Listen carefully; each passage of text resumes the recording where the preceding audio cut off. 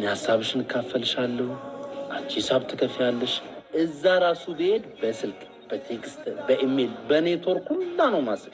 ይሄ እንደሱ እኮ ማድረግ ከባድ። ምኑ ነው የሚከብደው? እስቲ ሄድኩኝ አሉ ገባው እዛ ደውዪ። ሄሎ አዮኒ እንዴት ነህ? ወዘሄማ ረንፈሽ ሳምሪ ነኝ። ቋንቋው እንዴት እያደረገ ነው? ስመጣ ፍራቻዬ ቋንቋው ይከብዳል ብዬ ነበር። ያው እንደጠበቁት ቋንቋው ይከብዳል። ይቆራረጣል ስልኩ። ታዲያን ያልቆራርጠው ቆራርጦ ምን እዚህ ደሞዙ ራሱ እኮ ተቆራርጦ እጅሽ ላይ የሚደርሰው ምን ነው? በዚህ ሰዓት ደወልሽ ታዲያ? ለሰላምታ። አይ እዛች ሀገር ያላችሁ ሰዎች እኮ ያለውም የሌለውም አይናችሁ ወደዚህ ነው እንዴ? ምን ታደርጉ? ድርቆሽ እየላካችሁ ላፕቶፕ ትወስዳላችሁ።